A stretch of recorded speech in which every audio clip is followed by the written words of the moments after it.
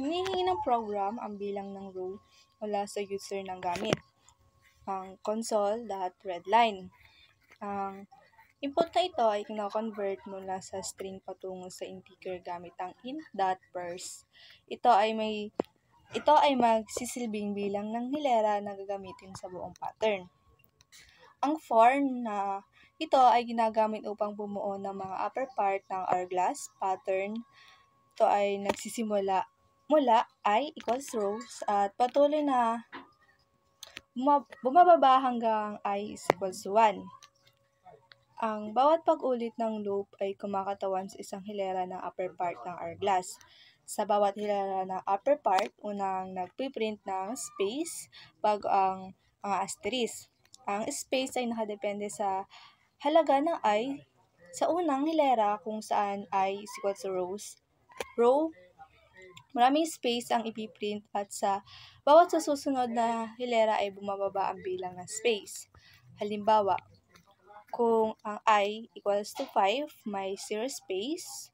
Kung I is equal to 4, may 1 space at patuloy itong bumababa. Pagtapos ng space, ang asterisk ay ipiprint. Ang bilang ng asterisk sa bawat hilera ay nakadepende sa formula. Halimbawa, kung ang I is equal to 5, magpiprint ng 9 na asterisk dahil 2 times 5 minus 1 is equal to 9. Pagkatapos magprint ng mga asterisk, ginagamit ang console.readline upang lumipat sa susunod na hilera. Ang loop na ito ay para sa lower part ng hourglass. Nagsisimula ito sa I is equal to at tumataas hanggang 1 equals to rows. Sa lower part, ang mga asterisk ay dumarami at ang mga space ay nababawasan. Katulad ng upper part, ang space ay ipiprint bago ang asterisk sa bawat hilera. Habang tumataas ang I, bumababa ang bilang ng space. Halimbawa, kung ang I is equals to 2, may 4 space. Kung I is equals to 3, may 3 space at patuloy itong bumababa. Pagtapos ng space, ang asterisk ay ipiprint. Ang bilang ng asterisk sa bawat hilera ay nakadepende sa formula, which is ito. Halimbawa, kung ang I is equals to 2, magpiprint ang tatlong asterisk. Dahil 2 times 2 minus 1 is equal to 3. Kung ang I is equals to 3, magpiprint ng 5 na asterisk at patuloy itong dumadami habang tumataas ang I. So, katulad ng upper part, ang console.writeline ay ginagamit upang mapatuloy sa susunod na hilera. So, ito ang kinalabasan ng ating hourglass. Yun lang. And enter the number of row. Ang input na ito ay kino-convert mula sa string patungo sa integer gamit ang int.parse. At ito ay nagsisilbing bilang ng hilera na gagamitin sa buong pattern. Ang for na ito ay ginagamit upang bumuo ng mga upper part ng butterfly pattern. Nagsisimula ito mula I equal to 1 at nagpapatuloy hanggang sa I equal to row. Ang bawat pag-ulit ng loop ay kumakatawan sa isang hilera ng pattern. Ang inner loop na ito ay responsible sa pagpiprint ng asterisk sa kaliwa ng pattern. Sa bawat hilera, dumadami ang bilang ng asterisk mula 1 hanggang I. Pagkatapos ng kaliwang asterisk, ang second inner loop ay nagpiprint ng space sa pagitan ng dalawang set ng asterisk. Pagkatapos ng space, nagpiprint ng asterisk sa kanan sa parehong bilang na katulad ng asterisk sa kaliwa. Sa bawat hilera, dumadami ang bilang ng asterisk na katumbas ng halaga ng I. So, pagkatapos ng bawat hilera ng asterisk at space, ang console.writeline ay naglalagay ng bagong linya. Ang loop na ito ay para sa lower part ng butterfly. Nagsisimula ito sa I equals to row at bumababa hanggang I equal to 1 upang mabuo ang lower half ng butterfly pattern. Ang asterisk at space ay katulad ng sa upper part ngunit pababa ang pagkakasunod. Katulad sa upper part, ang space ay binabawasan habang bumababa ang I mula sa row hanggang 1. So, dito sa kanang bituin, ay dinadagdagan rin mula sa 1 hanggang I habang bumababa. Katulad sa upper part, ang console at right line ay ginagapit upang magpatuloy sa susunod na hilera. So, kung makikita nyo, ito po yung ating pong output or kinalabasan po ng ating coding na butterfly. Hinihingi din ng program ang laki ng kahon mula sa user gamit ang console red line.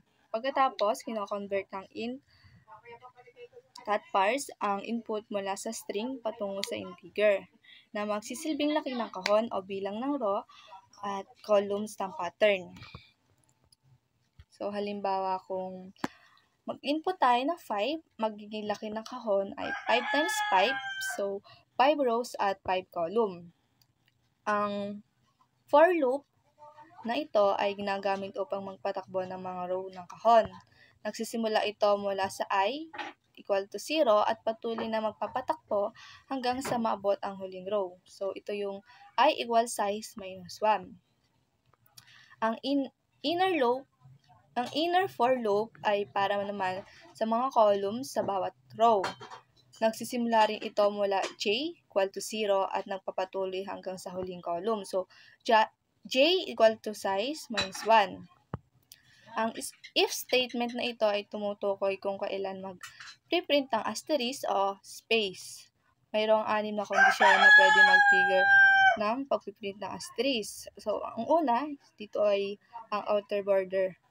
So, I double equal 0 unang row. I double equal size an huling row. J double 0 unang column. J double size means 1 huling column. So, sa diagonal na X, I double equal J, palihis mula kaliwang kanan, kaliwa pataas, patungo kanan pababa. So, I plus J double equal size minus 1, palihis mula kaliwa pababa, patungo kanan itaas.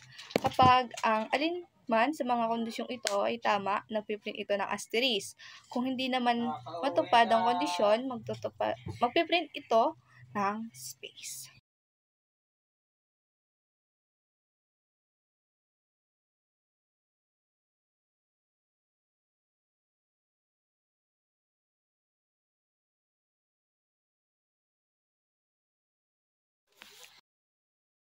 Ang bilang ng row o hilera ng pyramid ay kinukuha mula sa user. Halimbawa, pag naglagay ng 5, nangangahulugan ito na ang pyramid ay magkakaroon ng 5 hilera. Ang loop na ito ay nagsisimula sa pinamataas na row at bumababa hanggang 1.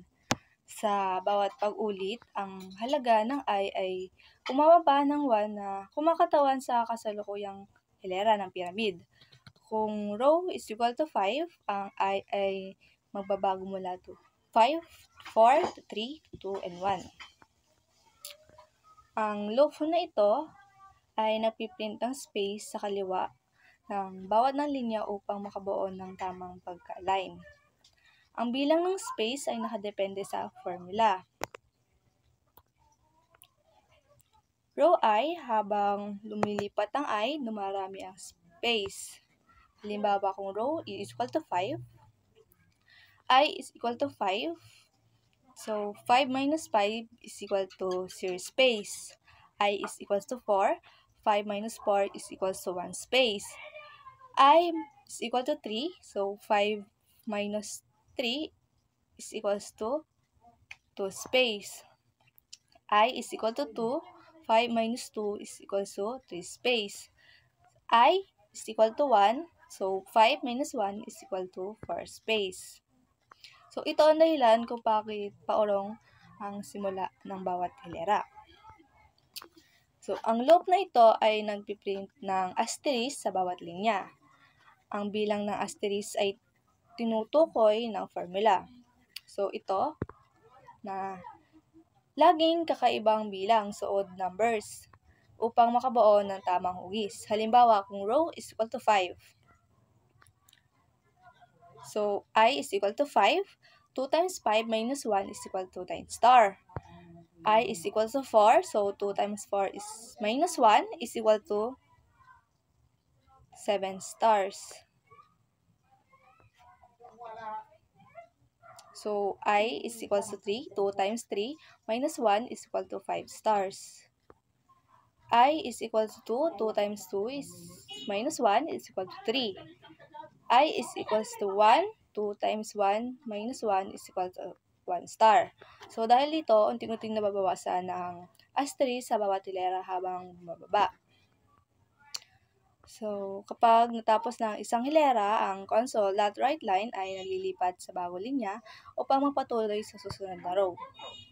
So, dito ay kung ang user ay naglagay ng row equals to 5, ganito ang magiging output.